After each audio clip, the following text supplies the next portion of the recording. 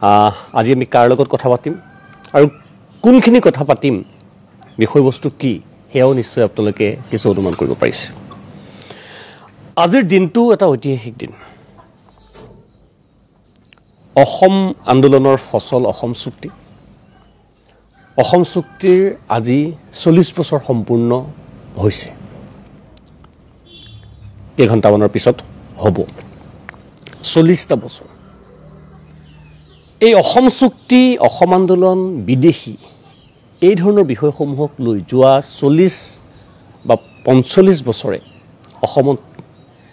যি ধৰণৰ এটা পৰিৱেশৰ সৃষ্টি হৈছে বা হৈ আছে সেয়া সকলোৰে জ্ঞাত। ইয়াৰ ফলতেই বহু নেতাৰ জন্ম হৈছে, ইয়াৰ ফলতেই কোনোবা মুখ্যমন্ত্ৰী হৈছে, কোনোবা মন্ত্ৰী হৈছে, ইয়াৰ ফলতেই কোনোবা বেলেগ বেলেগ দিশত প্ৰতিষ্ঠা লাভ কৰিছে। কিন্তু মূল যিটো সমস্যা সেই সমস্যা হৈয়ে ৰৈ গৈ আছে। বৰঞ্চ ভোটৰ ওপৰত দানহ পৰা দি অতিৰিক্তভাৱে বিদেশী সমস্যাৰ ক্ষেত্ৰত অসমক কোঙা কৰাৰ যেন ক'ৰবাত ব্লু প্ৰিণ্ট চলি আছে। কা আহিছে, অন্যান্য বিভিন্ন ধৰণৰ খবৰ খাতিবিলাকো আহি আছে। গতিকে এনে প্ৰেক্ষাপটত অসমীয়া জাতীয়তাবাদ জটিল সন্ধিক্ষণত সোমাই পৰিছে। হঠাৎ যোৱা দুদিন ধৰি এটা খবৰে সংবাদ আৰু সামাজিক মাধ্যম তোলপাৰ লগাইছে। কা আন্দোলনৰ প্ৰেক্ষাপটত সদৌ অসম ছাত্ৰ সন্থাৰ বুকুত জন্ম লাভ কৰা আঞ্চলিক দল অসম জাতীয় পৰিষদৰ নেতৃবৰ্গই ৰাহুল গান্ধীক সাক্ষাৎ কৰিলে নতুন দিল্লীত। কংগ্ৰেছৰ নেতা, লোকসভাৰ বিৰোধী দলপতি ৰাহুল গান্ধীক সাক্ষাৎ কৰি তেখেতসকলে কিছু দাবী উত্থাপন কৰিলে যে সংসদত বা সদনত সেইখিনি সজোৰে উত্থাপিত কৰিব লাগে দেশৰ মূল বিৰোধী দলটোৱে, যিহেতু চৰকাৰে সেই কামখিনি কৰা নাই। তাৰপিছতেই ক্ৰিয়া প্ৰতিক্ৰিয়া ৰাজ্যত কিয় কংগ্ৰেছ নেতাক সাক্ষাৎ কৰিব অসম জাতীয় পৰিষদে,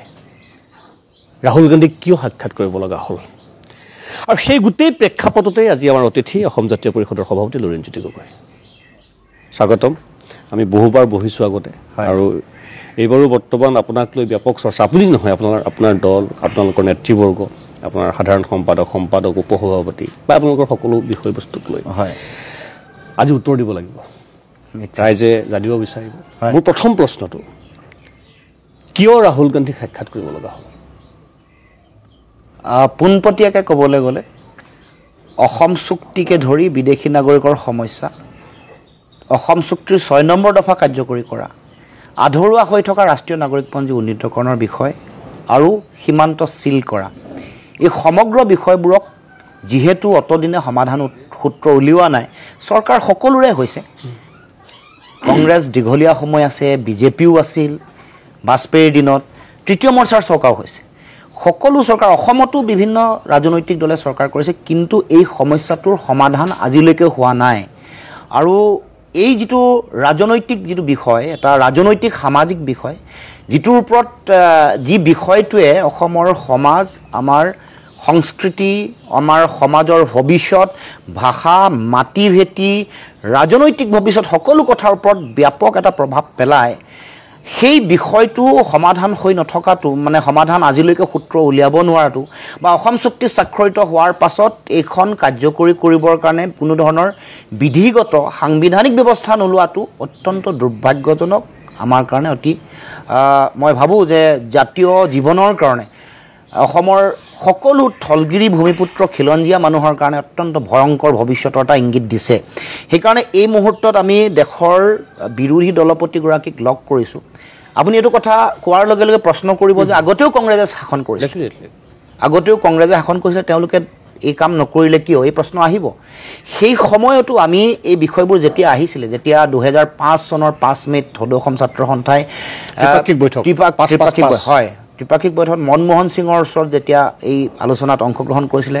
মই সাধাৰণ সম্পাদক হৈ থাকোঁতে গৃহমন্ত্ৰী পৰ্যায়ত যেতিয়া ৰাজনাথ সিং ডাঙৰীয়াৰ লগত আলোচনা হৈছিলে, গোটেই বিষয়বোৰ উত্থাপন কৰা হৈছিলে। তাৰ মাজত গৃহ বিভাগৰ সচিব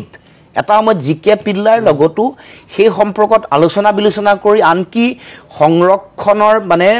ৰাজনৈতিক যিটো ৰক্ষণাবেক্ষণ সাংবিধানিক ৰক্ষা কৱচৰ কথা আছিল সেই সম্পৰ্কটো যথেষ্ট আগবাঢ়িছিল আনকি কিমান শতাংশ হ'ব সেই সময়ত আনকি বাজপেয়ী আদৱানীৰ চৰকাৰ আছিল সেই সময়তো এই কথাবোৰ আহিছিল আৰু গতিকে এই বিষয়বোৰ যিহেতু সমাধান হোৱা নাই বা বিভিন্ন চৰকাৰসমূহে বিষয়বোৰ যি ধৰণে গুৰুত্ব দিব লাগে দিয়া নাই তাৰ কাৰণে আমি এইবাৰ ৰাহুল গান্ধীক লগ কৰি কৈছোঁ যে আপোনাৰ পিতৃ যেতিয়া দেশৰ প্ৰধানমন্ত্ৰী আছিল তেতিয়া চুক্তি স্বাক্ষৰ হৈছিল পিতৃত আপোনাৰ প্ৰধানমন্ত্ৰী হৈ থকাৰ অৱস্থাতে চুক্তি স্বাক্ষৰ হোৱাৰ পিছত এবাৰ আলোচনা হৈছিল কেনেকৈ ৰূপৰেখা 86 চনত তাৰ পাছত কংগ্ৰেছ চৰকাৰৰ দিনতে 2005 চনত আৰু আলোচনা হৈ এই বিষয়ত বিশেষকৈ ৰাষ্ট্ৰীয় নাগৰিকপঞ্জী উন্নীতকৰণৰ পাইলট প্ৰজেক্টৰ কাম বা আধাৰটো প্ৰস্তুত কৰিছিল তাৰ পাছত উচ্চতম ন্যায়ালয়ে গোটেই বিষয়টো আগবঢ়ালে গতিকে এতিয়া যিহেতু গোটেইবোৰ অসমাপ্ত নাই কৰা কেৱল মাত্ৰ নিৰ্বাচনৰ আগত প্ৰতিশ্ৰুতি দিয়ে বিজেপি দল এতিয়া শাসনত আছে 11 বছৰ শাসন কৰিলে তেখেতসকলে 11 বছৰ দিল্লীত চৰকাৰ অসমত 9.5 বছৰ এই সময়ত যিবোৰ তেওঁলোকে কথা কৈছিল এইবোৰ কাম যিহেতু নকৰিলে বিদেশী তালি টোপোলা বান্ধি যাব লাগিব ৰাষ্ট্ৰীয় নাগৰিক পঞ্জীখন তেওঁলোকে সংসদৰ মজিয়াতে কৈছিলে যে তেওঁলোকে আনে কৰিব নোৱাৰা কাম কৰিলে হয় কিন্তু কাৰ্যকৰীকৰণ কিয় কৰা নাই তাৰ পাছত 6 নম্বৰ দফা যেতিয়া কা জাপি দিলে যেতিয়া কাৰ আমি সম্পূৰ্ণ বিৰোধিতা কৰিলোঁ কা আনি যেতিয়া অসম চুক্তিৰ যিটো মূল দফা 5 নম্বৰটোক ডাইলিউট মানে একেবাৰে নাটছাট কৰিলে তাৰমানে মূল আত্মাটো তাৰ ওপৰত ভোট বিদাসী চিনাক্তকৰণ বহিষ্কৰণৰ কথা আছে তাৰ ওপৰত ভিত্তি কৰি 6 নম্বৰ দফা দিয়া কথা আছে গতিকে হেতুকে যেতিয়া তেওঁলোকে নাইকিয়া কৰি পেলালে কাৰণ এই গোটেই কথা বতৰাবোৰ লোকসভাৰ মজিয়াত উত্থাপন হ'ব লাগে কাৰণ এতিয়া আপোনালোক যিহেতু বিৰোধী দলত আছে বা বিৰোধী আপুনি দলপতি আপোনাৰ পিতৃৰ উদ্যোগত হেতু সময়ত চুক্তি স্বাক্ষৰ হৈছিল গতিকে বিষয়বোৰৰ সমাধান লাগে অন্তত আমাৰ মানুহৰ ভৱিষ্যতটো অন্তত ভাবি চাওক ইয়াত যিসকল মানুহে হাজাৰ হাজাৰ বছৰ ধৰি যোনে ইয়াত বসবাস কৰি আছিলে যিসকল ইয়াৰ মানুহ ভূমিপুত্ৰ বুলি যাক কোৱা হয় তেওঁলোক আজি কিন্তু সংকটত আছে শংকাত আছে গতিকে তেওঁলোকক আশ্বস্ত কৰিব লাগে তেওঁলোকক অধিকাৰ দিব লাগে সেইকাৰণে আপুনি বিৰোধী দলপতি হিচাপে এই ভূমিকা পালন কৰিব লাগে বুলি আমি দাবী উত্থাপন কৰি তেখেতৰ ওচৰলৈ গৈছিলোঁ মই তেখেতে কি ক'লে বাৰু সেইখিনিলৈ মই আহিম কেনেকুৱা কিন্তু কথাটো হ'ল যে যাব কিয় প্ৰশ্নবিলাক হৈ আছে যে কংগ্ৰেছৰ গোটেই অথন্তৰৰ মূল কংগ্ৰেছক লৈ পেলাই গোটেই অসম আন্দোলনৰ 855 জন শ্বহীদৰ সেই যিটো ত্যাগ তাৰ গোটেই কাৰণ অথন্তৰৰ মূল কংগ্ৰেছে সাপ হৈ খুটিব এতিয়া বেজ হৈ আকৌ জাৰিব নেকি এই ধৰণৰ কথাবিলাক ওলাই আছে আৰু ক'ৰবাত কোনো ক্ষেত্ৰত ওলাইছে যে অসম জাতীয় পৰিষদৰ নেতৃত্বই এই কথাবিলাক জাষ্ট ক'ব লাগে কাৰণে কৈছে হিডেন এজেণ্ডাটো বেলেগ হিডেন এজেণ্ডা হৈছে যে নিজৰ যিসকল নেতা গৈছে অহা নিৰ্বাচনত তেওঁলোকৰ আসনসমূহ নিষ্কণ্টক কৰা এই কথাটো আপুনি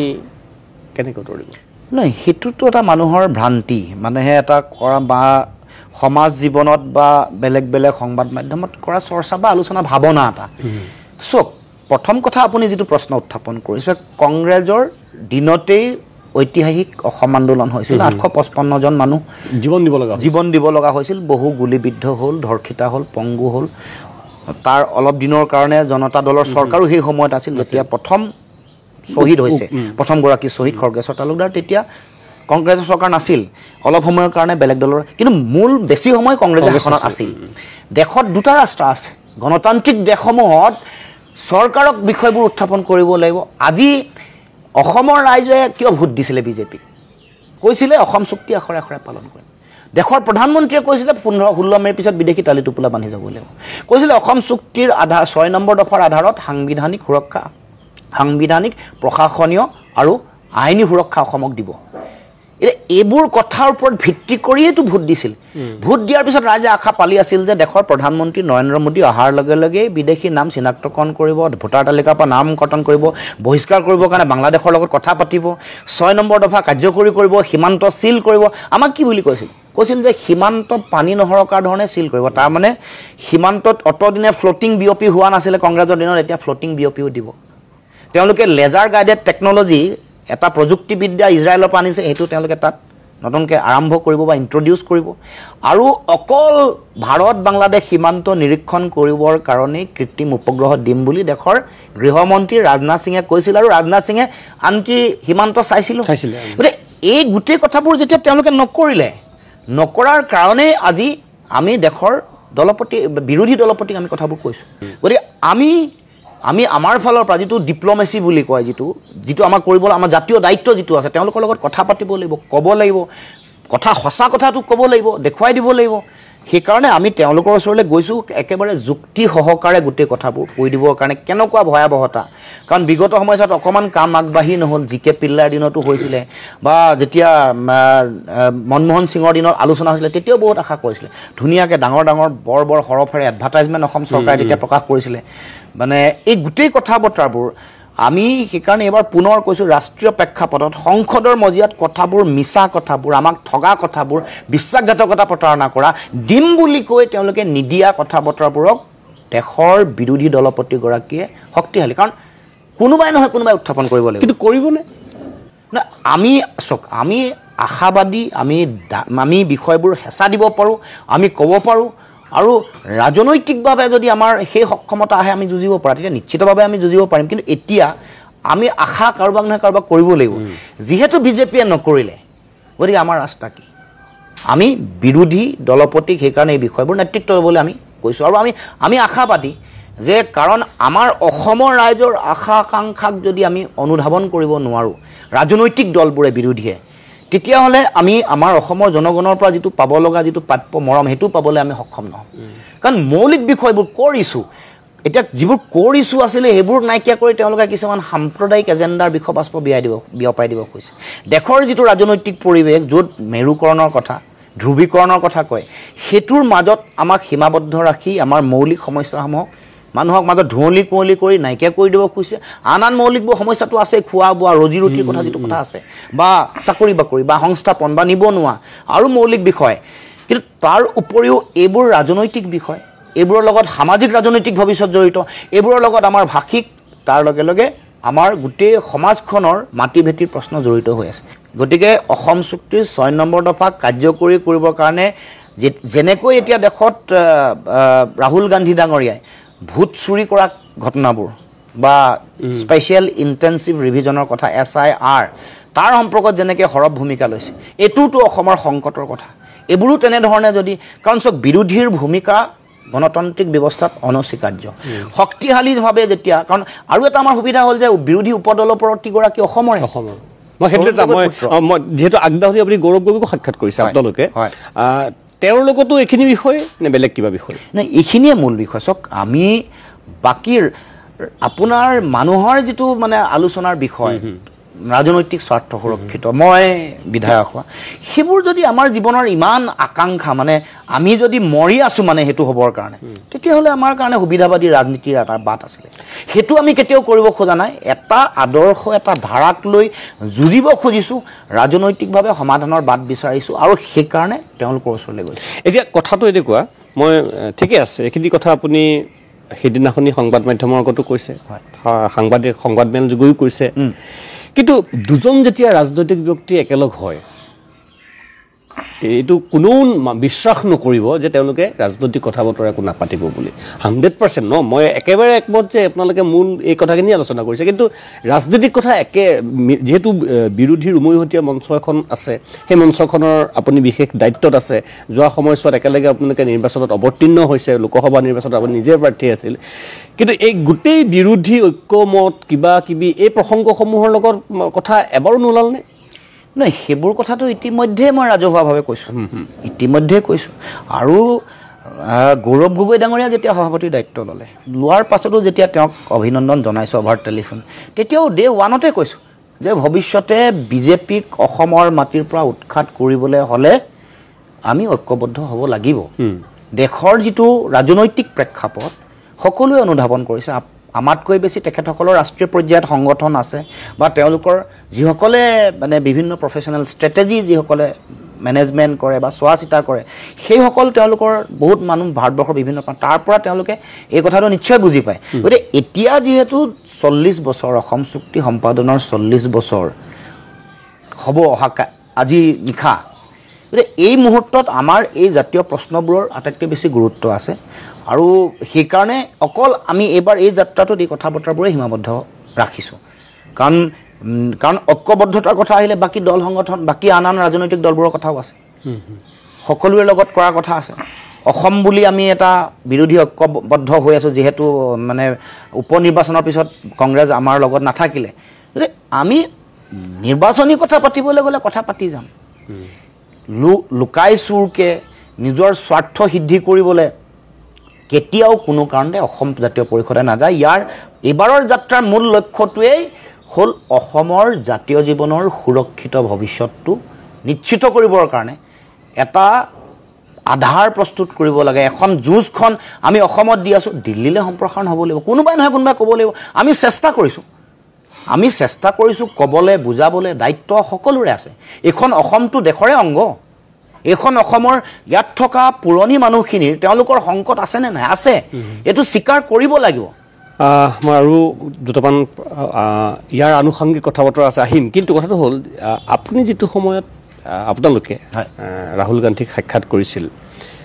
সেই সমসাময়িকভাৱে ইয়াত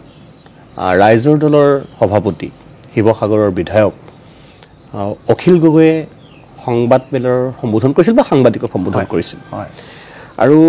তেখেতে দুটামান কথা কৈছিল প্ৰথম কথা যে তেখেতে কনফিউজ যে তেখেতে কিয় গৈছে নাজানো বুলি কৈছে যে কথা আপোনাৰ লগত কথা পাতিম বুলি কৈছে যে মই লুৰিণ গগৈৰ লগত কথা পাতিব লাগিব তাৰপিছতহে মই জনাব পাৰিম সমান্তৰালভাৱে তেখেতে এইটোও কৈছে যে যেতিয়া লগ পাব নিশ্চয় মিত্ৰতাৰ কথা আহিবই আৰু মিত্ৰতাৰ সজোৰে সেয়া উপস্থাপন হ'ব লাগে কথাখিনি মানে অকণমান ধূসৰ মই খোলাকৈ জানিব বিচাৰিছোঁ যে আপোনাৰ কৈছে যে আমাক কৈ যাব এটলিষ্ট পাৰিলেহেঁতেন আমিও বহুত কিবা কিবি ক'লোহেঁতেন একেবাৰে কিয় গোপনে শব্দটো ব্যৱহাৰ হ'ল গোপনে গুচি গৈছে এইটো কিয় হৈছে এই বস্তুটো নহয় এইটো একেবাৰে আমাৰ অসম জাতীয় পৰিষদ কেন্দ্ৰিক এটা গোটেই কথা আমাৰ নিজৰ ইছ্যুবোৰ আপুনি চাব যে যোৱাবাৰো আমি যেতিয়া মল্লিকাৰ্জুন খাৰ্গেক অসম জাতীয় পৰিষদে লগ কৰিছিলে 14টা বিভিন্ন বিষয় আমি উত্থাপন কৰিছিলোঁ এইটো আমি আমাৰ নিজৰ যিবোৰ জাতীয় এজেণ্ডা যিবোৰ আছে যিবোৰত আমি অসম জাতীয় পৰিষদ এক্সিষ্ট কৰোঁ আমাৰ আধাৰটো আমাৰ দৰ্শন আৰু আদৰ্শ নিহিত হৈ থকা যিবোৰ বিষয় জাতীয় প্ৰশ্ন এইবোৰ আমি অকলে কৰাৰ আমাৰ অধিকাৰ নাই নেকি এইটো এজ এ পাৰ্টি কৈছোঁ যদি সামূহিক কথা কিয় আমি লুকাই চুৰকৈ যাম এইটো মই ভাবোঁ যে কোনেও বেয়া পোৱা সন্দেহ কৰা প্ৰশ্নই থাকিব নোৱাৰে মিত্ৰতা মানে কি অসম জাতীয় পৰিষদ আৰু কংগ্ৰেছৰ মাজত মিত্ৰতাটোতে কথা শেষ নেকি নহয় আমিতো সকলো বুলি কৈছোঁ আমি এটাই কৈছোঁ যে বিৰোধীৰ মিত্ৰতা লাগিব এই গোটেই বিৰোধীৰ কথাটোত খালি AIDFক একাষৰীয়া কৰি ৰাখিছোঁ কাৰণ তেওঁলোক বিজেপিৰ বি টিম বাকীবোৰৰ ক্ষেত্ৰততো ময়েই পৃষ্ঠপোষকতা কৰি আছোঁ আৰম্ভণিৰ পৰা আপুনি যদি চাব কোনো ধৰণৰ নেতিবাচক কথা কৰা নাই সদায় যোগাত্মক কথাই কৈ আহিছোঁ আৰু সকলোৱে কৈছোঁ যে আমি অকণমান ধৈৰ্য ধৰি মূল লক্ষ্য যিটো মানে ঘূৰি থকা মাছটোৰ চকুত লক্ষ্য কৰি তীৰ মাৰিবলৈ আমি সকলোৱে ৰণকৌশলটো ঠিক কৰিব লাগিব ঠিকে আছে বাৰু কথাখিনি আপুনি কৈছে কিন্তু লুৰিণজ্যোতি গগৈ অখিল গগৈৰ বন্ধু নে শত্ৰু আচলতে নহয় আমিতো সকলোৰে বন্ধু চাওক অখিল গগৈ বুলি নহয় বিৰোধী ৰাজনৈতিক শক্তিসমূহৰ আমি সকলোৰে মানে বন্ধু কাৰণ শত্ৰু হৈ থাকিলে কাৰণ আখৈ তেওঁলোকে পাব আমি সকলো বন্ধু হোৱাটো প্ৰয়োজন এই সংকটৰ সময়ত আমি সকলোৱে বন্ধুত্বৰে এইখন যুঁজ পাৰ হ'ব লাগিব আৰু ভালকৈ যুঁজিব লাগিব আৰু অখিল গগৈ ডাঙৰীয়া এনেও আমাতকৈ অগ্ৰজ সামাজিক সংগ্ৰামৰ দিশৰ পৰা বয়সৰ লেখেৰে ৰাজনৈতিকভাৱে গতিকে তেখেতে এই কথাটো কেতিয়াও সন্দেহো ব্যক্ত কৰিব নালাগে খঙো খাব নালাগে কোনো ধৰণৰ তেখেতে অসন্তুষ্ট হ'ব নালাগে একেবাৰে সম্পূৰ্ণ আমাৰ দলীয় যিবোৰ বিষয় সেইবোৰক লৈ গৈছোঁ আৰু সেইকাৰণে স্পষ্টকৈ কৈছোঁ আৰু কোনো কথাত যে চাওক আমি যুঁজি আছোঁ বিজেপিক উৎখাত কৰিবৰ কাৰণে গতিকে এই সময়ত আমি কেতিয়াও কনফিউজিং কথা বা ক্ষতি হ'ব পৰা কোনো ধৰণৰ বিৰোধীক মানে কোনো ধৰণৰ নেতিবাচক প্ৰভাৱ পেলাব পৰা ধৰণৰ কোনো কথাতে কেতিয়াও অসম জাতীয় পৰিষদ জড়িত নহয় এতিয়া এটা কথা আপোনাক মই সুধিব লাগিব যে কালিৰ দিনটোত হঠাৎ এটা নতুন এংগুল দেখা পোৱা গ'ল যেতিয়া দীৰ্ঘ সময়ৰ পিছত এসময়ত আপোনাৰ অগ্ৰজ মই ছাত্ৰ সন্থাৰ মজিয়াত আপোনাৰ জ্যেষ্ঠ ভাতৃ গুৰু বুলিও মই ক'ব কোনো ক্ষেত্ৰত ক'ব বিচাৰিম হঠাৎ আপোনাৰ বিৰুদ্ধে সৰব হ'ল সেয়া হ'ল প্ৰাক্তন সাংসদ মন্ত্ৰী তপন কুমাৰ গগৈ তপন গগৈ ডাঙৰীয়াই এই কথাটো উল্লেখ কৰিছে যে আছু নেতা হিচাপে তেখেত লজ্জিত প্ৰাক্তন আছু নেতা হিচাপে যে এই কাম লুৰিণজ্যোতি গগৈয়ে কৰিছে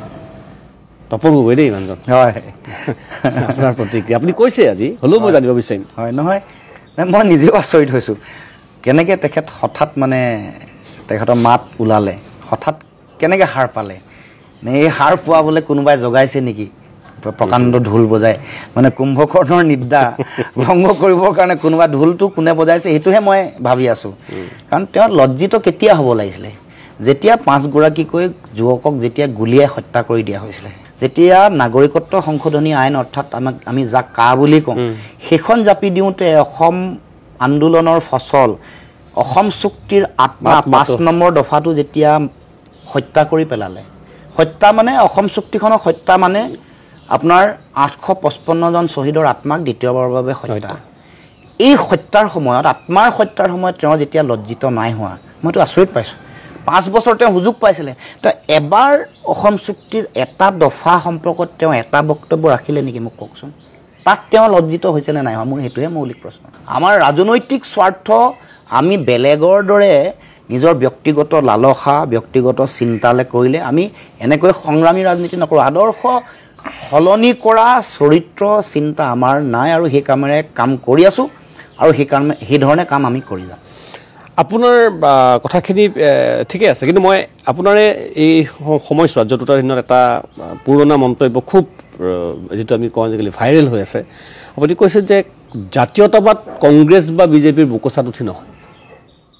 জাতীয়তাবাদৰ মৌলিক এটা সেইকাৰণে কোনো কাৰণতে আমি বুকুচাত উঠাই নাই কংগ্ৰেছৰ বুকুচাত উঠি আছে আপোনালোক সেইটো আপোনাক কোৱা কথা কাৰণ এতিয়া চোক আমি বিৰোধীৰ মূল বিষয়টো ভোট বিভাজন নহবৰ কাৰণে সহাৱস্থান আদৰ্শ দৰ্শনৰ বিৰোধিতা আমাৰ আছে সেইটো কথা আমি স্পষ্টভাৱে কৈছোঁ আৰু দেশৰ ৰাজনৈতিক প্ৰেক্ষাপট বা অসমৰ প্ৰেক্ষাপট চাই আমি দেখিছোঁ যে বিৰোধী আমি যদি আমাৰ অসম জাতীয় পৰিষদ বা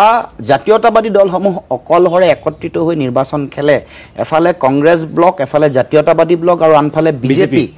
তেতিয়াহ'লে লাভটো বিজেপিৰ হ'ব কাৰণ বিৰোধীৰ ভোটটো বিভাজন হ'ব আদৰ্শগত মিল কংগ্ৰেছৰ লগত নাই দাৰ্শনিক মিল কংগ্ৰেছৰ লগত নাই বিজেপিৰ লগত কোনো কাৰণত থাকিব নোৱাৰে কংগ্ৰেছৰ লগতো কোনো কাৰণত থাকিব নাই কিন্তু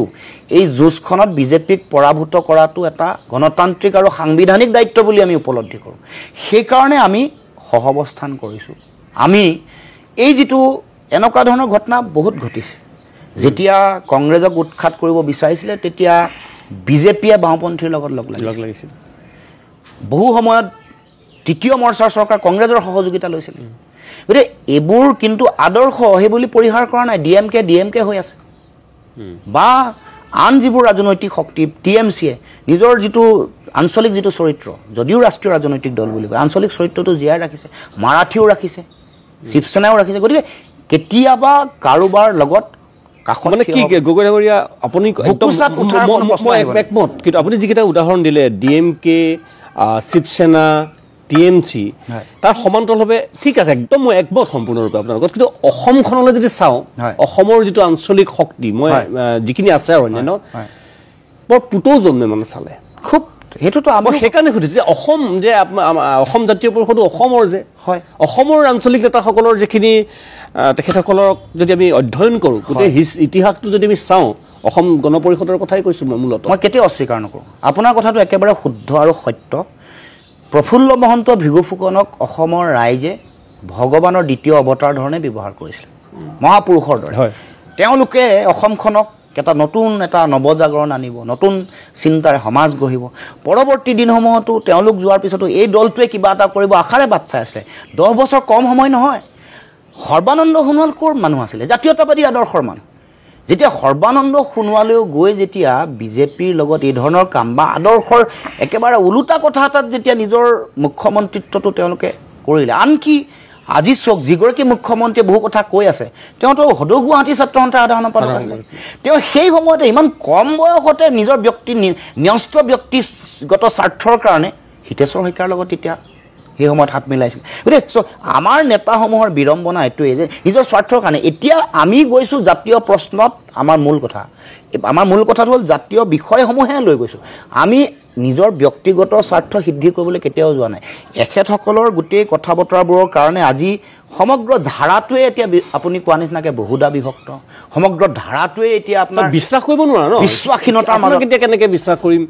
এই যিটো দেখি আহিলোঁ নাই সেইটো মই নিজে গ্ৰহণ কৰিছোঁ আপোনাৰ যিটো সন্দেহ মোৰ কথা মই সাধাৰণ মানুহৰ কথাটোকে কৈছোঁ সাধাৰণ মানুহে মোকো প্ৰশ্ন কৰিব এতিয়া সামাজিক মাধ্যমত আপোনাক বহুত ভাল পোৱা মানুহবিলাকেও মত ব্যক্ত কৰিছে যে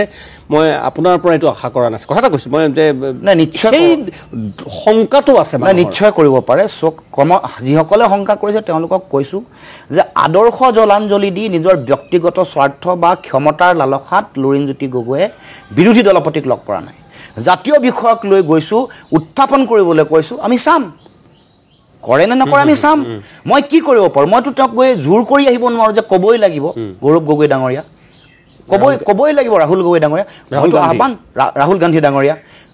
গতিকে মই আহ্বান জনাব পাৰোঁ অনুৰোধ কৰিব পাৰোঁ বিষয়বোৰ পুংখানুপুংখভাৱে দেখুৱাই দিছোঁ যুক্তি হ'ল আমাৰ কমল নয়ন চৌধুৰী গৈছে লিগেল গোটেই কথাখিনি ন্যায়িক গোটেই কথাখিনি তেওঁ কিয় এইটো কথা আমাক কৈছে যে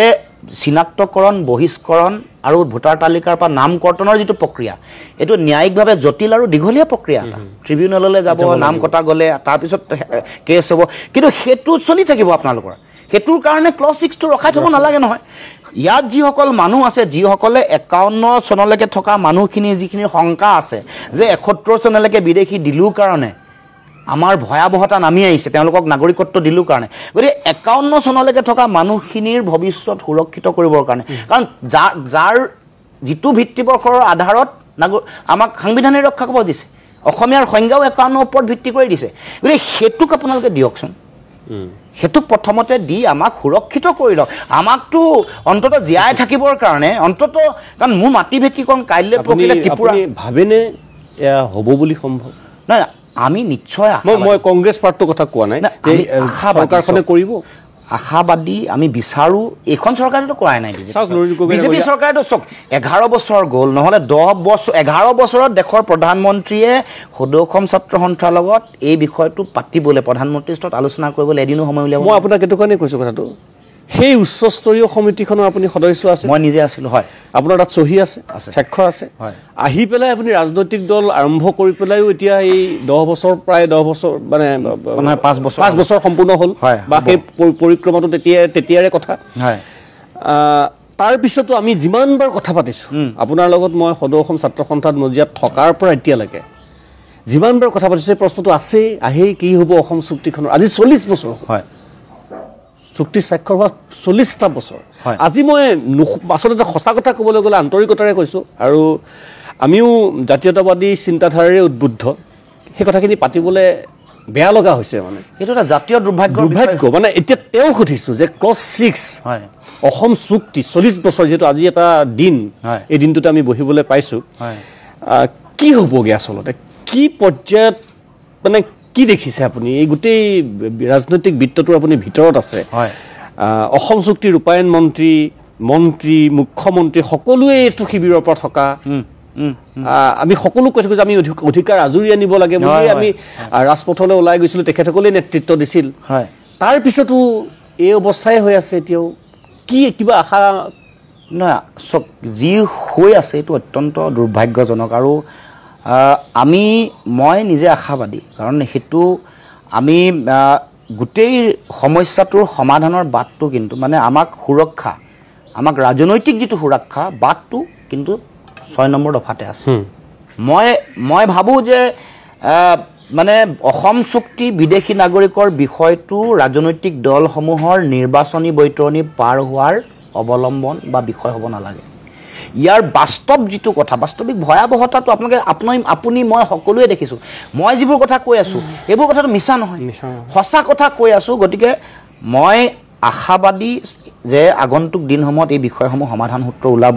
বিজেপি দলটোৱে কিন্তু এই ক্ষেত্ৰত যোৱা 10 বছৰৰ অপেক্ষা এতিয়া যোৱাকালি প্ৰশ্ন আহিছে যে চৰকাৰকহে ক'ব লাগিছিলে তোমালোকে নিজেই কৈ আছিলা কাম নকৰিলা প্ৰতিশ্ৰুতি দিছা 2019 চনত কি কৰিছে 2014 চনত কি কৈছে সংসদৰ মজিয়াত কি কৈছে সকলো কথা আপোনালোকৰ আগত জল পটপটকৈ আছে কোৱাৰ পিছত যদি কাম তোমালোকে নকৰা চৰকাৰখনে যদি এই কাম নকৰে তেতিয়াহ'লে নিশ্চিতভাৱে আমি বেলেগৰ ক'ব লাগিব বিষয়বোৰ উত্থাপন কৰিবলৈ ক'ব লাগিব আৰু আমিও লাগিব যুঁজিব লাগিব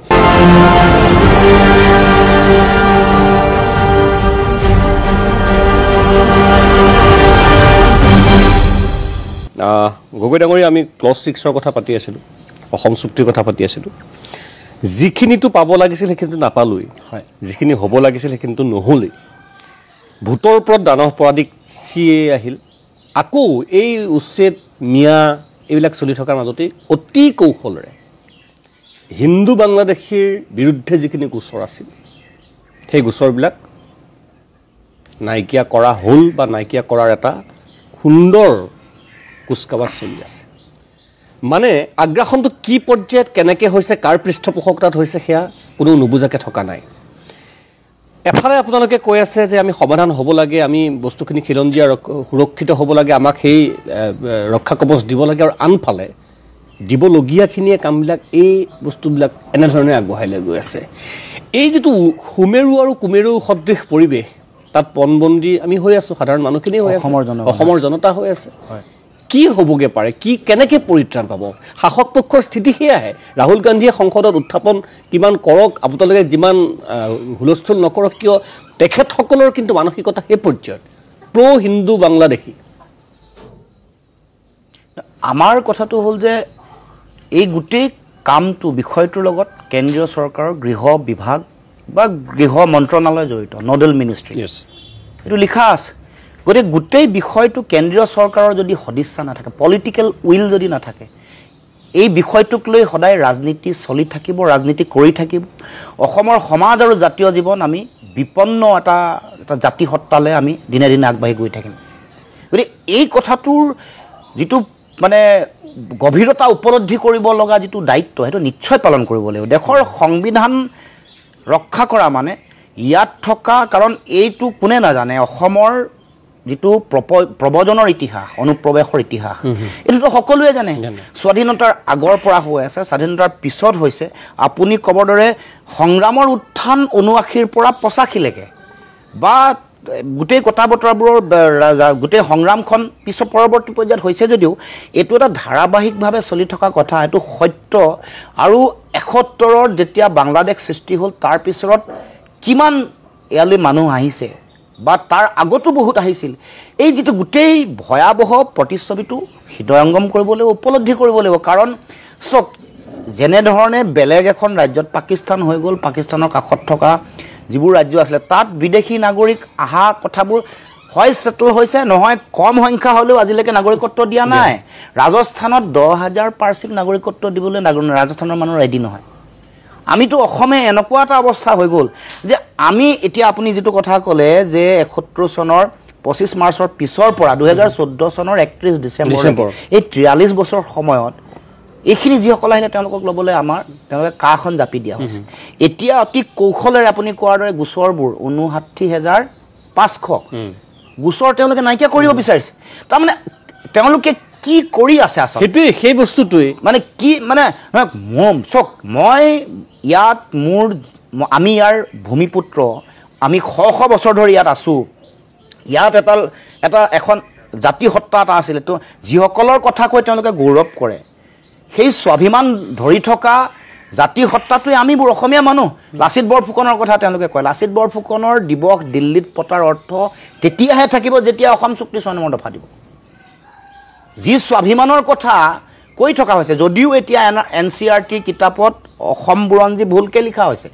যাৰ বিৰুদ্ধে প্ৰতিবাদ হৈছে ছাত্ৰ ছাত্ৰীও কৰিছে আমাৰো প্ৰতিবাদ আছে কিন্তু আমি এই যে সমগ্ৰ দেশৰ স্বাভিমান ৰক্ষা কৰা বিদেশীৰ আগ্ৰাসন ৰোধ কৰা কেৱল মাত্ৰ সমগ্ৰ দেশৰ এটাহে অঞ্চল আছিলে উত্তৰ পূৰ্বাঞ্চল য'ত নেকি মানে আগ্ৰাসন কৰিব পৰা নাছিলে মোগলে বা বিদেশীয়ে সেই কথাটোৰোতো মান আৰু স্বাভিমানটো ৰাখিব লাগে এইটো দায়িত্ব আজি নাগালেণ্ড মিজোৰাম তেওঁলোক কিবা কিবি সাংবিধানিক বিধি ব্যৱস্থাৰে তেওঁলোক সুৰক্ষিত হৈ গ'ল বাকী থাকিলোঁ আমি অসমখনটো আৰু সৰ্বকালৰ কাৰণে বিদেশী চৰণীয়া ভূমি কৰি ৰাখিব আৰু ৰাজনীতি তাক লৈ কৰিব এইটো কোনো কাৰণ সেইটোৱেতো হৈ আছে সেইটোৱে হৈ আছে এতিয়া মই সেইটো কাৰণে এই গোটেই কথাটোৰ দুৰ্বলতাৰ মূল কাৰণ কি আমাৰ নিজৰ নেতা অসমৰ নেতা আমাৰ নেতাসকল কাৰণ তেওঁলোকে তেওঁলোকেতো দিল্লীলৈও গৈছে সাংসদ এতিয়া গুৰুত্বপূৰ্ণ মন্ত্ৰী সৰ্বানন্দ সোণোৱাল নহয় জানো তেওঁ অথচ তেওঁলোকৰ ফলত বিদেশীৰ পক্ষতে আছে এটা সময়ত বীৰেন বৈশ্যৰ কথা যদি আপুনি কয় তীখা মন্ত্ৰী তেতিয়াতো তৃতীয় মৰ্চাৰ চৰকাৰ আছিল কংগ্ৰেছে নো ডাউট তেতিয়া কংগ্ৰেছৰ সমৰ্থন লৈ চৰকাৰ কৰিছে মন্ত্ৰী হৈছে সেই বীৰেন্দ্ৰ প্ৰসাদ বৈশ্যই কাৰ বিৰুদ্ধে বহুত ডাঙৰ কথা কোৱাৰ পিছত ভোটটো প্ৰকা ভোট দিলে গতিকে এই যিটো আমাৰ নেতাসকলৰ নিজৰ ব্যক্তি স্বাৰ্থ সিদ্ধি কৰা নিজৰ ক্ষমতাৰ লালসাৰ আকাংক্ষা পূৰণ কৰাৰ যিটো চিন্তা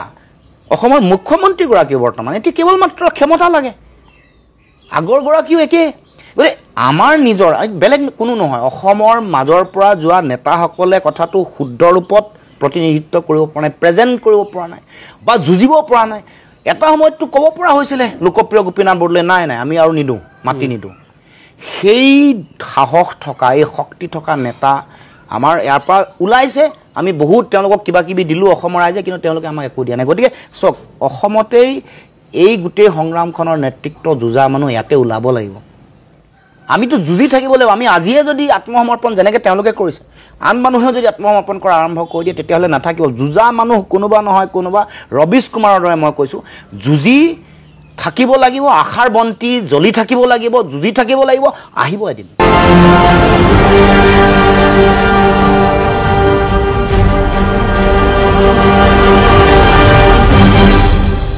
আপুনি যেহেতু বিৰোধী শক্তি এটা ৰাজনৈতিক শক্তি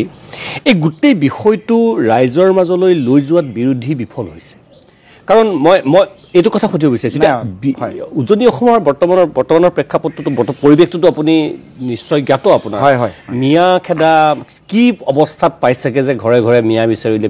মানে বিদেশী খেদিব লাগে এনেকুৱা এটা নেৰেটিভ হৈছে আৰু বিদেশী মানে মিয়া বিদেশী মিয়া হওক কোনোবা হিন্দু হওক কোনোবা কিবা হওক বিদেশী সদায় বাহিৰত থাকিব লাগিব কিন্তু এই যিটো কোনে কৰিছে আৰু এইটো মই ওলোটাই ক'ব নালাগে কাৰ সৃষ্ট নেৰেটিভ সেই গোটেই বিষয়বস্তুটো তাতকৈ যদি এই যিটো আমাৰ মূল সমস্যা এই ক্লজ 6ৰ এই গোটেই বাৰ্তাখিনি যদি ৰাইজৰ মাজত যদি শিপালেহেঁতেন তেতিয়া হয়তো ৰাইজে সিদ্ধান্ত ল'লেহেঁতেন কিন্তু ক'ৰবাত বিৰোধী ৰাজনৈতিক শিবিৰ ব্যাপকভাৱে এই বিষয়খিনি মানুহৰ মাজলৈ লৈ যোৱাত ব্যৰ্থ হৈছে নেকি যাৰ সুৰুঙালৈ ন্যস্ত স্বাৰ্থ জড়িত মহলে এই ধৰণৰ সস্তীয়া নিৰ্বাচন কেন্দ্ৰিক বিভেদকামী শক্তিসমূহক কৌশলেৰে প্ৰশ্ৰয় দি আগবঢ়াই লৈ গৈছে নাই আপুনি কোৱা কথাটো মানে সত্য কাৰণ যিমান কৰিব লাগিছিলে বিৰোধীয়ে সিমান হয়তো কৰিব পৰা নাই আমি কৈ আছোঁ বা যুঁজি আছোঁ যিটো কিন্তু যি ধৰণে মানুহৰ মাজলৈ অকল বিৰোধীৰে দায়িত্বও নহয় মই ভাবোঁ যে জাতীয় জনগোষ্ঠীয় দল সংগঠন কাৰণ এইখন আমাৰে অসম আনকি আমাৰ যিসকল বুদ্ধিজীৱী আছে সংবাদ গোষ্ঠীৰ যিসকল বৰেণ্য যিসকল ব্যক্তি আছে সকলোৱে এই সংগ্ৰামখনত মানে কাৰণ নিজৰ সংগ্ৰাম এখন ইয়াত কোনো দল নাই ইয়াত কোনো কংগ্ৰেছ বিজেপি এজিপি জাতীয় পৰিষদ গণ পৰিষদ কথা নাই ইয়া অসমৰ মাটি আমাৰ অধিকাৰ আমাৰ ভূমি আমি ইয়াৰ হকদাৰ আছিলোঁ ক্ষমতা আমাৰ আছিলে কোনোবাই কাঢ়ি লৈ যাবলৈ ওলাইছে আৰু আমি নুযুঁজিম আৰু বেলেগৰ এই মানে এখন নিজৰ ক্ষমতা ৰক্ষাৰ এখন যুঁজ এখনত এটা অভিকেন্দ্ৰৰ পৰাই চাবি পকাই থাকিব আৰু বেলেগে নাচি থাকিব কঁকালত ধৰিবলৈ ক'লে কঁকালত মূৰত ধৰিবলৈ ক'লে মূৰত হাউলি নাচিবলৈ ক'লে হাউলি এইখন চলি থাকিব এইটো কেতিয়াও উচিত নহয় ইয়াত এটা সামূহিক দায়িত্ব আছে আমি বিৰোধী দল কিছু পৰিমাণে নিশ্চয় বিফল হৈছে এইটো অস্বীকাৰ কৰিলে ভুল হ'ব কিন্তু আমাৰ সকলোৰে দায়িত্ব আছে সকলো জাতীয় জনগোষ্ঠীয় দল সংগঠন মানুহ কাৰণ এই কথাটো যেতিয়ালৈকে মানুহৰ মাজলৈ লৈ নাযায় কাৰণ কমন মানুহে ডিচিশ্যন ল'ব যুঁজখনো তেওঁলোকৰ যোগেদিয়ে হ'ব লাগিব গণতন্ত্ৰত যুঁজখন যিদিনাখন মানুহে বুজি পাব এইটো আমাৰ বিষয় 6 নম্বৰ দফা যদি তোমালোকে নিদিয়া ভোট আমুকে পাব বা আগতে এইটো কৰিলা এবাৰ তোমালোকে নোপোৱা চালোঁ 14 চালোঁ 16 চালোঁ 19 চালোঁ 21 চালোঁ এইবাৰ যুদ্ধং দেহি এই কথাটো কমন মানুহে যেতিয়া এই ভয়টো ৰাজনৈতিক ভয়টো যেতিয়া গণতান্ত্ৰিক ব্যৱস্থাত আনিব পৰা যাব তাৰ কাৰণে কিন্তু সঁচাকৈ আপুনি ঠিকেই কৈছে বিৰোধীৰ ভূমিকা আন যিবোৰ দল সংগঠন বা মানুহৰ ভূমিকা বহুত বেছি গুৰুত্বপূৰ্ণ 6 জনজাতিকৰণৰ কথাটো অসম চুক্তি 6 নম্বৰ দফা আছে সেইটোকে ক'ব লাগিব যে যিকেইটা মানে আমি ক'ত লাগিব লাগিছিল মই কাকো প্ৰতি মই দোষাৰোপ কৰিবলৈ যোৱা নাই কিন্তু মূল প্ৰসংগসমূহ আমি ক'ৰবাত চেৰাই গৈছোঁ নেকি বা আমি জ্ঞাতসাৰে বা অজ্ঞাতসাৰে যিখিনি বস্তুত আমি নজৰ দিব লাগিছিল 6 জনগোষ্ঠীৰ জনজাতিকৰণ চাহ শ্ৰমিকৰ মজুৰি বৃদ্ধি কথা এটা কৈছোঁ যিখিনি বিজেপিৰ মূল এজেণ্ডা আছিল 6 জনগোষ্ঠীৰ জনজাতিকৰণটো কি পৰ্যায়ত কেনেকৈ ঘূৰাই কি কৰিছে এইটো ভগৱানে জানে। কেন্দ্ৰীয় মন্ত্ৰীয়ে সংসদৰ মজিয়াতে ক'লে যে আমি পাব লগা প্ৰতিবেদনে পোৱা নাই। গতিকে এই বিষয়সমূহ লৈ আকৌ নিৰ্বাচন আহি আছে 6 জনগোষ্ঠী মানে মূল সমস্যাসমূহ ক'ৰবাত থাকি যাব, নিৰ্বাচন আহিব, হিন্দু মুছলমান হ'ব, মিয়া কিবা বেলেগ খেদা আন্দোলন হ'ব, শৰাইঘাটৰ শেষ যুদ্ধ হ'ব, কিবা হ'ব, আজমল মুখ্যমন্ত্ৰী হ'ব, এই ধৰণৰ মাজতে আমি থাকি যাম। চ' সেইটোৱে আটাইতকৈ দুৰ্ভাগ্যজনক পৰিৱেশ। আৰু মানে মই ভাবোঁ যে এটা মানে আমাৰ যিটো দায়িত্ব আছে আমি সকলোৱে মিলি এই দায়িত্বটো পালন কৰিব নোৱাৰাৰ কাৰণে আজি 40 বছৰ পিছত অসম চুক্তি সম্পাদনৰ 40 বছৰ পিছতো আপুনি মই আকৌ বহি বিষয়টো আলোচনা কৰিব লগা হৈছে। আৰু মুখ্যমন্ত্ৰীয়ে বা যিসকল দায়িত্বত আছে তেওঁলোকেও এই যিটো ষড়যন্ত্ৰ কৰি আছে তাৰো পৰ্দা ভেদ কৰিব পৰা নাই, বা আমি আমাৰ নিজৰ যিটো মানে নিজৰ ব্যক্তি স্বাৰ্থৰ কাৰণে বহুতে মানে নিজে MLA হ'বৰ কাৰণে, নিজে এটা টিকেটৰ কাৰণে জাতীয় প্ৰশ্নটো কেনেকৈ পিঠি দিয়ে। আপুনি এইবোৰ যে উদাহৰণ অলপ আগত আমি কথা পাতিছিলোঁ, নাম মই এতিয়া ল'ব খোজা নাই, সকলোৱে কেনেকৈ MLA হয়, কেনেকৈ টিকেট এটা বিচাৰি আনিব পাৰে, তাত সকলো নেতাৰ চিন্তাবোৰ সীমাশেষ হৈ গৈছে। আৰু সেইকাৰণে আজি এই পৰিৱেশটো আজিও জীয়াই আছে। আজিও আপুনি মই আজি কথা পাতিব লগা হোৱাটো 4টা দশকৰ পিছত অতি দুৰ্ভাগ্যজনক। আজি এই ক্ষণত অতি ক্ষমা বিচাৰি বীৰ শ্বহীদসকলক কৈছোঁ যে আপোনালোকৰ যিটো মহান ত্যাগ, সেই ত্যাগৰ ওপৰত ভিত্তি কৰি বহু নেতা হ'ল আৰু সকলো নেতাই মূল যিটো দায়িত্ব, যিটো স্বাভিমানী যিটো দায়িত্ব আছিলে, জাতীয় দায়িত্ব, সেই দায়িত্বক পিঠি দিলে বা বিশ্বাসঘাতকতা প্ৰতাৰণা কৰিলে। গতিকে তেখেতসকলৰ প্ৰতি, বীৰ শ্বহীদসকলৰ প্ৰতি এই ক্ষণত সশ্ৰদ্ধ প্ৰণিপাত জনাইছোঁ, কিন্তু অত্যন্ত দুখ, খং, ক্ষোভ আৰু ক্ষমাৰে ক'ব খুজিছোঁ যে এই জাতীয় বিষয়টোক যিসকল নেতা সেই সংগ্ৰামৰ মাজেৰে সেই শ্বহীদসকলৰ ৰক্তৰে ৰঞ্জিত ইতিহাস গৰকি গৈ দিছপুৰত সোমালে, তেওঁলোকৰ বেয়া ভূমিকা, দুৰ্বল ভূমিকা, স্বাৰ্থন্বেষী ভূমিকাৰ কাৰণে আজিও এই গোটেই বিষয়টো আজিও জীয়াই আছে। আজিও আমি এটা যিটো ভয়াৱহতা, এইটো বাঢ়ি গভীৰতা অধিক বেছি গভীৰ হৈ গ'ল। এই আপুনি ক'বৰ দৰে 43 বছৰ বিদেশী পূজা আহি গ'ল, আৰু সমস্যা বাঢ়িছে, জটিলতা বাঢ়িছে, মানে জনবিস্ফোৰণ হৈছে, আৰু আন বহু কথাই এনেকুৱা এটা ভয়াৱহ পৰিৱেশৰ মাজলৈ ঠেলি দিছে। সেই তাৰ পৰা উদ্ধাৰ পাবৰ কাৰণে আমাৰ হাতত এতিয়া একমাত্ৰ অস্ত্ৰ মানে আগন্তুক দিনসমূহত এই বিজেপি দলে আমাক যিটো কৰিলে তাৰ পৰা পৰিত্ৰাণ পাবৰ কাৰণে ৰাইজে কিন্তু সিদ্ধান্ত ল'ব লাগিব। আপুনি যিদৰে দুখেৰে কৈছে, ময়ো দুখেৰে কওঁ অৰুণজ্যোতি গগৈ ডাঙৰীয়া, যে মানুহে যে আমাৰ কথা এই কথাখিনি যি আমাৰ সদাশয় দৰ্শকসকলে চাই আছে, চাই পেলাই কোনে কিমান বিশ্বাস কৰিব মোৰ তাত সন্দেহ আছে। কিন্তু মানুহে ভাবিব যে এইবিলাক টিভিৰ আগত কোৱা কথা, আপোনাৰ সমসাময়িক নেতৃত্ব আছোঁ, আপোনাৰ অগ্ৰজ কি ধৰণে ভাষণ দিছিলে আপোনাৰ একেখন মঞ্চত, আৰু এতিয়া কি হৈ আছে সেয়া ৰাইজে দেখিছে নহয়। গতিকে কিয়নো লুৰিণজ্যোতি গগৈক বিশ্বাস কৰিব? মোক নিশ্চয় জনগণে সেইটো সন্দেহ, সেইটো শংকা, অবিশ্বাসৰ তেওঁলোকৰ পৰিৱেশ নিশ্চয় থাকিব। সেইকাৰণে মই ৰাইজক কৈছোঁ যে মই মোৰ কামক চাওক, মই আপোনালোকক দিয়া যিবোৰ কথা সেইবোৰত আপোনালোকে চাওক, আৱেগিক হৈ মোৰ প্ৰতি মৰম আৰু ভালপোৱা দিব নালাগে। মই মোৰ যিটো কাম বা মোৰ যিটো মই আপোনালোকক, আপুনি অসম আন্দোলন, মই মাজতে অকণমান ইণ্টাৰভিউ কৰিছোঁ, অসম আন্দোলনৰ প্ৰফুল্ল মহন্তৰ, ভিগু ফুকনৰ কথা কৈছে, কিন্তু কা আন্দোলনৰ সময়ত কিন্তু মই সমান নহ'লেও যথেষ্টখিনি মৰম অসমৰ ৰাইজে আপোনাকো কৰিছে, কিন্তু নিশ্চয় বহুত মৰম কৰিছে আপোনাৰ কোনো বয়স নিৰ্বিশেষে। হয়, সেই মৰমৰ প্ৰতি মই দায়বদ্ধ সদায়। সেইকাৰণে আমি আমাৰ আদৰ্শক সেইকাৰণে কোনো কাৰণতে জলাঞ্জলি নিদিওঁ, যুঁজিম বুলি। আজি বহুতে মোৰ কালি বহু মানুহৰ কথা দেখিছোঁ, তেওঁ অকল বিধায়ক হ'বৰ কাৰণে সেই সপোন আৰু হাবিয়াস, সেই স্থূল সপোন আৰু হাবিয়াস তেওঁলোকৰ সেইটো জীৱনৰ কাম্য। আজি কংগ্ৰেছত যদি কিবা কাৰণে টিকেট কাটিছে, কাইলৈ বিজেপিলৈ গৈছে, কোনোবা যদি লগত কোনোবা আছে লেমটো হৈ পিছত গৈ বিজেপিত টিকেটটো বিচাৰিছে। তেওঁলোকৰ কথা বতৰাবোৰ শুনি মোৰ হাঁহি উঠিছে যে তেওঁলোকৰ কাৰণে সেইটো হ'ব পাৰে। মই এটা লক্ষ্য স্থিৰ কৰি নিজকে সুধিছোঁ যে মই এই পথেৰে যাম, যিমান প্ৰত্যাহ্বান নহওক লাগিলে যুঁজ দিব পৰা যিটো শক্তি আৰু সামৰ্থ্য আছে মেক্স, যিমান সৰ্বোচ্চ তালৈকে যুঁজিম। তাৰ পাছত জনগণে তাৰপিছত নিজে উপলব্ধি কৰিব মই মোৰ কথা ৰাখিছোঁ নে নাই ৰখা। কাৰণ আপুনি কোৱা কথাটো সঁচা যে প্ৰফুল্ল আৰু ভিগুৱে কাম কৰিলে, সৰ্বানন্দ সোণোৱালে কাম কৰিলে, লুৰিণে কিয় নকৰিব? ডেফিনেটলি দীপাংকৰ নাথে কৈছে এইবোৰ নাম ক'ব খোজা নাছিলোৱে মই আপোনাৰ আগৰ গোটেইখিনি কথা কৈছোঁ সবুজল ভট্টাচাৰ্য ডাঙৰীয়া মাত্ৰ আছুত থাকিল বাকী চব যিমান আছে যিসকল পৃথিৱীত আছে মানে যিমান বুলি ক'লেও ভুল হ'ব চবকে কিছু মানুহো এতিয়াও মই সভাপতি সম্পাদক দুজনৰ কথা কৈ আছোঁ একো নকৰিলেও অন্তত নিজৰ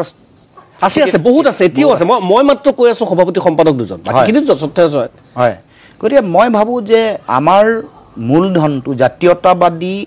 আদৰ্শটো আৰু চেতনাটোৰ মূলধন সেই মানুহখিনিয়ে যি আজিলৈকে নিজৰ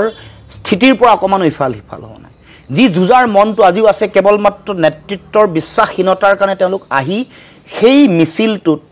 সেই শোভাযাত্ৰাত চামিল হোৱা নাই তেওঁলোকক উজ্জীৱিত কৰিব লাগিব বিশ্বাস জন্মাব লাগিব তাৰ কাৰণে সময় লাগিব আৰু কাম চাইহে মানুহে সিদ্ধান্ত ল'ব মোৰ আজি এই কথাত বিশ্বাস কৰিবলৈও মানুহক কোৱা নাই মই তেওঁলোকক মোক অবজাৰ্ভ কৰিবৰ কাৰণে মোক চোক আৰু মোৰ পৰিক্ৰমাটো মই যিদিনাখন আহিলোঁ আছু কৰিলোঁ আছুত কোৱা কথা বতৰা তাৰপিছত দল জন্ম দিলোঁ যুঁজিলোঁ হাৰিলোঁ তাৰপিছত আজিৰ দিনটোলৈকে কৰি থকা কাম আৰু কথাৰ মাজত ক'ৰবাত যদি পাৰ্থক্য আছে তেতিয়াহ'লে নিশ্চয় ৰাইজে বুজি পাব যে মই ভণ্ডামি কৰিছোঁ ভণ্ডামি কৰা নাই নকৰোঁ কাৰণ ইয়াৰ লগত মানে গোটেই সংগ্ৰামখনৰ লগত নিজৰ জীৱনৰ আত্মপ্ৰতিষ্ঠাৰ প্ৰশ্ন অহা নাই ইয়াত অসমৰ মানুহৰ কাৰণে যুঁজৰ প্ৰশ্নটোহে মৌলিক বিষয় হিচাপে আমি গণ্য কৰি কাম কাজ কৰিছোঁ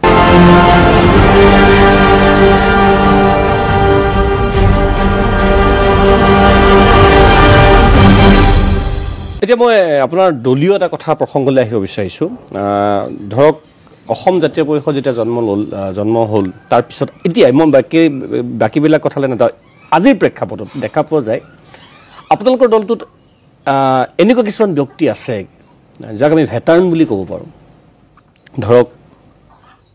আইনজ্ঞ ক'লোৱেই আপোনালোকৰ উপসভাপতি কমল নয়ন চৌধুৰী তেখেতৰ জনাৰ তাত আৰু মাত মতাৰ কাৰো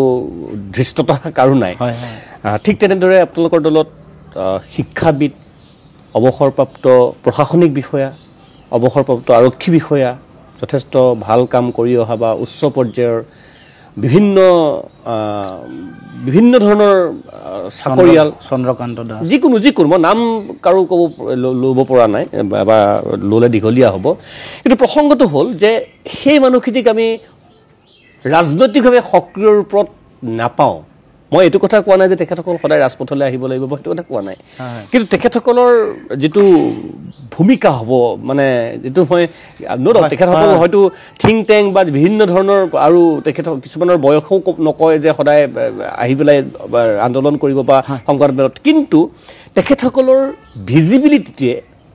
ৰাইজৰ মনত কিন্তু প্ৰত্যয় জন্মায় টু সাম এক্সটেন্ট মই সেইটোহে ক'ব বিচাৰিছোঁ যে সেই ক্ষেত্ৰত অকণমান আপোনালোক সাংগঠনিকভাৱে কিছুমান কাম কৰিব লগা নাইনে নিশ্চয় আছে নিশ্চয় আপুনি একেবাৰে খুব গুৰুত্বপূৰ্ণ বিষয় এটাই মানে উত্থাপন কৰিছে কাৰণ প্ৰথম কথাটো হ'ল তেখেতসকলক আমি আৰু অকণমান তেখেতসকলৰ অভিজ্ঞতা তেখেতসকলৰ জ্ঞান আৰু মাৰ্গদৰ্শনটো আৰু বেছি ল'ব লাগিব তাৰ লগে লগে আপুনি যিটো ৰাজহুৱাভাৱে তেওঁলোকক আমি ভিজিবল কৰি ৰাখিব লাগিব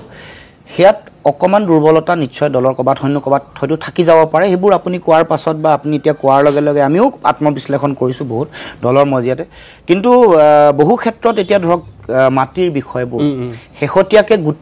গোটেই কথাখন যিখন ভূমি শাসন আয়োগ বনোৱা গোটেই বিষয়টো তাৰ লগত অন্তৰ্নিহিত কথা আৰু কাৰিকৰীগত কথা আইনৰ লগত জড়িত কথা গোটেই কথাবোৰ চন্দ্ৰকান্ত দাস ডাঙৰীয়াই আমাক যথেষ্ট মাৰ্গদৰ্শন দেখুৱাইছে আৰু যাৰ কাৰণে এখন পেপাৰত পুৰা সম্পূৰ্ণ তেওঁলোকে এডভাৰটাইজমেণ্ট দিব লগা হৈছে অসম জাতীয় পৰিষদে কৰা অভিযোগ মৰ্মে আমি এইবোৰ তাৰমানে মই এইটো কেতিয়াও অস্বীকাৰ নাই কৰা যে আৰু তেখেতসকলৰ পৰা আমি ল'ব লাগিব তেওঁলোকৰ জ্ঞান বা তেখেতসকলৰ যিটো অভিজ্ঞতা তাৰপিছত এতিয়া যোৱা দুদিন আগত আমি দিল্লীত মই আপোনাক এইটো কাৰণে কৈছোঁ কথাটো মই এড কৰিছোঁ যে সেই মানুহখিনিয়ে যদি তথাকথিত ৰাজনীতি কৰিব লাগিলহেঁতেন তেখেতসকলে তেতিয়াহ'লে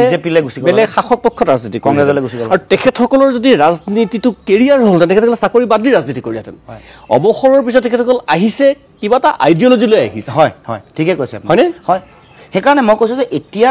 এইসকল মানুহৰ আশাটো অলপ হ'লেও বাকী আছে এই ধাৰাটোৰ লগত অসম জাতীয় পৰিষদৰ লগত সেইকাৰণে কমল নয়ন চৌধুৰী সেইকাৰণে চন্দ্ৰকান্ত দাস সেইকাৰণে ধৰ্মেশ্বৰ কলিতা সেইকাৰণে শামছেৰ সিং সেইকাৰণে বিশ্ববিদ্যালয়ৰ অধ্যাপক সেইকাৰণে জৈমিনী ভাগৱতী অন্তত আমাৰ ওপৰত আস্থাটো ৰাখিছে কাৰণে কিন্তু আপুনি কোৱা কথাটো কাৰিকৰীগতভাৱে তেওঁলোকক আৰু আগবঢ়াই দিব লাগে আৰু ভিজিবিলিটি লাগে আৰু তেওঁলোকৰ যিটো এক্সপাৰ্টি আছে বা তেওঁলোকৰ যিটো অভিজ্ঞতা বা প্ৰজ্ঞা বা জ্ঞান সেইখিনি আমি আৰু অকণমান তেখেতসকলৰ পৰা ল'ব লাগে সেইটো নিশ্চয় আমি চেষ্টা কৰিম এইটো আমাৰ দায়িত্ব আছে মই ক'ব খোজা কথাটো যে দুদিন আগত যেতিয়া কমল নয়ন চৌধুৰীক আমি লৈ গৈছোঁ দিল্লীলৈ তেখেতে নাগৰিকত্ব আইন সম্পৰ্কীয় কথা বা 6 নম্বৰ দফাটো কাৰ্যকৰী কৰিবলৈ লগা যিবোৰ সাংবিধানিক যিটো চেলেঞ্জ আছে এইবোৰ কেনেকৈ অভাৰকাম কৰিব পাৰি ধুনীয়াকৈ প্ৰেজেণ্টেশ্যন কৰিছে সেইটো আমিও নিজে এটা দলৰ আমাৰ এগৰাকী উপসভাপতিৰ যিটো মানে প্ৰজ্ঞা বা যিটো তেওঁৰ দখল সেইটো আমি নিজেও গৌৰৱ অনুভৱ কৰিছোঁ সেই কথা বতৰা বা এতিয়া বহুত আইনী যুঁজত তেওঁ সহায় কৰে এতিয়া কয়লাৰ যিটো ৰেড হল মাইনিং সম্পৰ্কে যিবোৰ কথা সেইবোৰ দিল্লীৰ লগত আমি কেনেকৈ নেশ্যনেল গ্ৰীণ ট্ৰিবিউনেলত আমি কেনেকৈ কেছ কৰিব পাৰোঁ সেই সম্পৰ্কত তেওঁ বহুত সহায় কৰিছে বিভিন্ন মানুহ এনেকুৱা হোৱা অন্যায় তেওঁ বিনা পইচাত কৰি দিছে আমাৰ দলৰ ফালৰ পৰা বহুত মানুহ আহে অন্যায়ৰ সন্মুখীন হোৱা বহু কথা যিবোৰ মানে এই কথা বতৰাবোৰ আমি আৰু অকণমান সম্প্ৰসাৰণ কৰিব ব্যাপকভাৱে মই এইটো কথা কৈছোঁ যে আপোনালোকক তেখেতসকলৰ সেই সদিচ্ছাটো আছে কাৰণে আহিছে কিন্তু সেই বস্তুখিনি মানুহে জানিব লাগিব যে এই মানুহখিনি আছে এই মানুহখিনিয়ে গাইড মানে আপুনি যিটো শব্দ ব্যৱহাৰ কৰিছে মাৰ্গদৰ্শন কৰি আছে বা উপদেশ দি আছে মই সেই কথাটোহে মই এতিয়া অকণমান বেলেগ এটা প্ৰসংগলৈ আহিছোঁ মই বেছি সময়ো নাই কথা পাতি থাকিলেতো সময়টো কেনি যায় গম নাপায় কথাটো হ'ল অসম মানে মই অসম সন্মিলিত মৰ্চা এতিয়া অসমৰ স্বাস্থ্য কেনে এতিয়া নাই চাওক অসম সন্মিলিত মৰ্চাৰ অহা 25 তাৰিখে এখন সভা আমি আয়োজন কৰিছোঁ অহা 25 তাৰিখে আমি কথা বতৰা পাতি আছোঁ আৰু মাজত বহু কথা বতৰাৰ কাৰণে আমি অসম সন্মিলিত মৰ্চা আমি মাজত আমি একলগ হ'ব পৰা নাই বিভিন্ন ঘটনা পৰিঘটনা গুৱাহাটীত এখন নাগৰিক সভা হ'ল তাতো জড়িত বিভিন্ন ধৰণে নিজৰ ৰাজনৈতিক কাম কাজতো জড়িত হৈ আছে গতিকে তাৰ মাজত এটা পৰিৱেশ এটা সৃষ্টি হ'ল কি কয় উপনিৰ্বাচনৰ সময়ত এটা গোটেই এটা ধুৱলি কুঁৱলী পৰিৱেশটো নাইকিয়া কৰিবৰ কাৰণে আৰু বহু ঘটনা পৰিঘটনা যিবোৰ মই ক'ব খোজা নাই আপোনালোকে দেখি আছে সেই কথা বতৰাবোৰ আমি কেনেকৈ সামৰি সুতৰি আনিব পাৰোঁ কাৰণ আমাৰ মূল লক্ষ্যটোৱেই বিজেপিক পৰাভূত কৰিব লাগে উৎখাত কৰিব লাগে তাৰ কাৰণে আমিও অকণমান এটা জটিল সন্ধিক্ষণত এই যে আপুনি এনেকুৱা এটা ধূসৰ পৰিৱেশ চাৰিওফালে সাম্প্ৰদায়িক এটা পৰিৱেশ সৃষ্টি কৰি এটা এপি চেণ্টাৰৰ পৰা চাৰিওফালে এটা খেলি থকাৰ যিটো কাৰবাৰ তাৰ মাজত আমি অকণমান ভাবি চিন্তি ধৈৰ্যৰে আগবাঢ়িব লগা হৈছে এতিয়া আৰম্ভ হ'ল যাত্ৰা যেতিয়া মই ভাবোঁ যে একদম আমাৰ মানে নাও চপাব পাৰিম 26 মাৰ্চ বা এপ্ৰিলত নিৰ্বাচনলৈকে আপুনি উল্লেখ কৰিছে সেইটো কথা সেইকাৰণে মই আপোনাৰ মুখ্যমন্ত্ৰীক আপুনি দুই এটা প্ৰত্যাহ্বান জনাইছিল আৰু মুখ্যমন্ত্ৰীও কিছু প্ৰত্যাহ্বান জনাইছিল হঠাৎ মুখ্যমন্ত্ৰীৰ লগত আপোনাৰ কাজিয়াৰ মাত্ৰাটো বেছি হৈছে বাকযুদ্ধটো নাই এইটো যুক্তিগত আদৰ্শগত কাৰণ মৌলিক প্ৰশ্নসমূহে উত্থাপন কৰিছোঁ উচ্ছেদ সম্পৰ্কীয় আগতেও কৈছোঁ উচ্ছেদ সমৰ্থন কৰে নে নকৰে নাই উচ্ছেদ য'ত বনাঞ্চল অভয়াৰণ্য তাৰপিছত PGR VGR জলাশয় এইবোৰত বেদখল কৰিলে উচ্ছেদ কৰিব লাগে বিধি আইনতে আছে মই আইন আৰু দেশৰ সংবিধান মানো মইতো একো নমনাকৈ থকা নাই কিন্তু তেওঁলোকে কি কৰিছে বিদেশী উচ্ছেদ কৰা বুলি কৈ বিদেশীক আকৌ তেওঁলোকে মাতি দিছে নহয় বিদেশীক উচ্ছেদ কৰা বুলি কৈ আমাৰ পইচা দিছে না আপোনাৰ মোৰহে পইচা এইবোৰতো অসাংবিধানিক কাম কৰিছে বেআইনী কাম কৰিছে এই কথাটোতে আমি বিৰোধিতা আছে যে বিদেশী বুলি কৈ উচ্ছেদ কৰিছা মাতি দিছা আৰু পইচা দিছা তুমি এইটো কি কাম কৰিছা ৰাষ্ট্ৰটো কৰিছে আমাৰ কথা হ'ল যে আৰু এইটো এটা ৰেগুলাৰ প্ৰচেছ উচ্ছেদ আগতেও হৈছিল হয় য'ত বনাঞ্চল ৰাষ্ট্ৰীয় অভয়াৰণ্য PGR VGR জলাশয়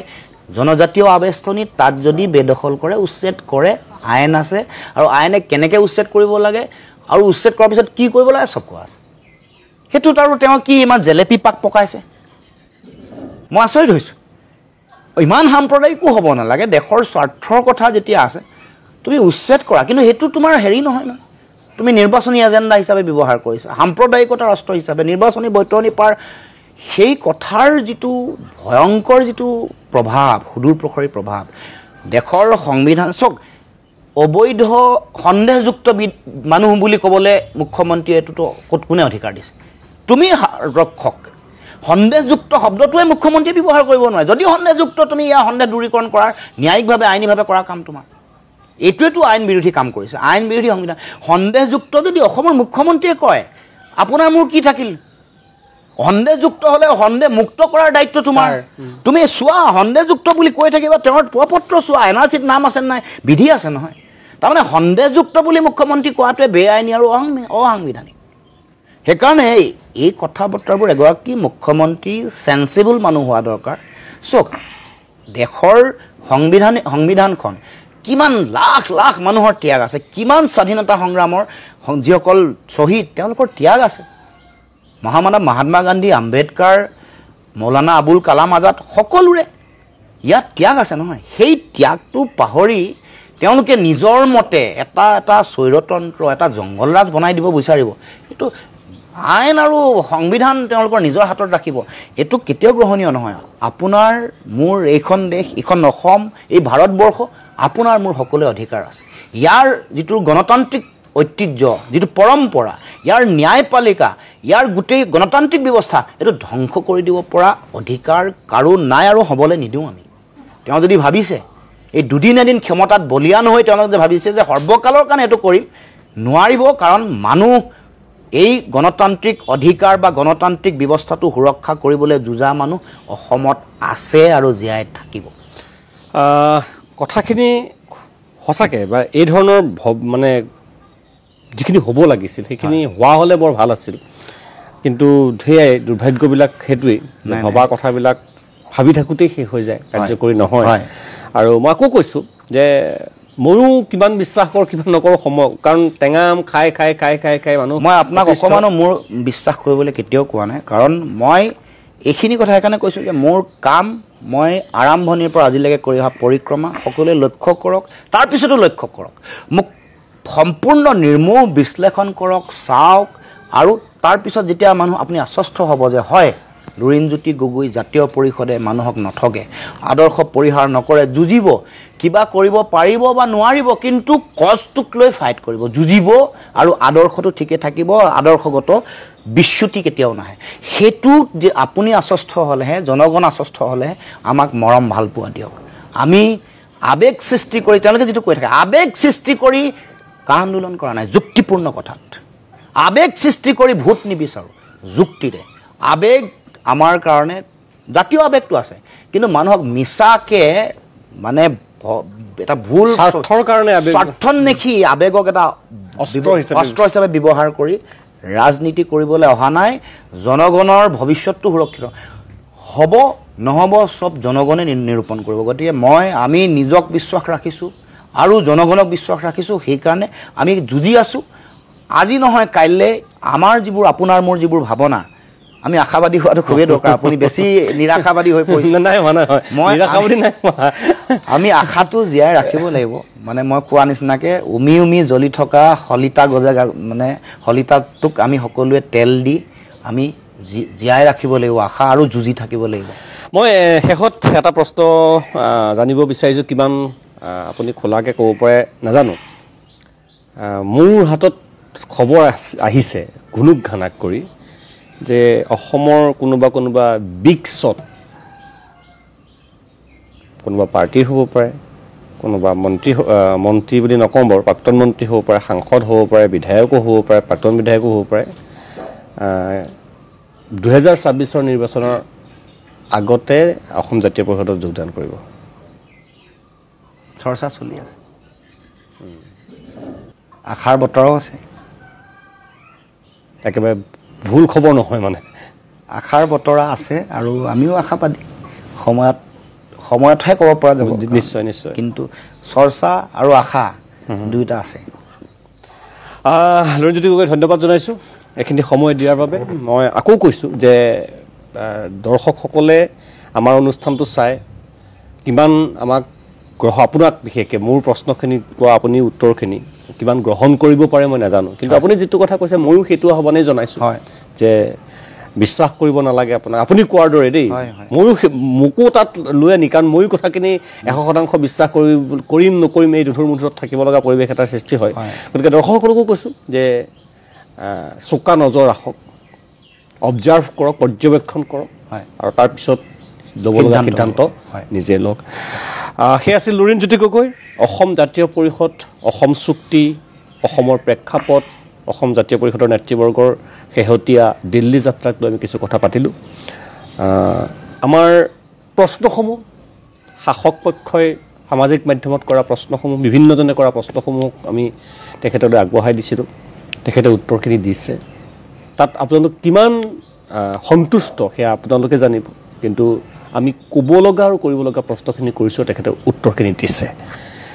এতিয়া বাকীখিনি সকলো ৰাইজৰ ওপৰতে নিৰ্ভৰ কৰিব। নিশ্চয়। আজিলৈ নিউজৰ পৰা বিদায় লৈছোঁ। ধন্যবাদ।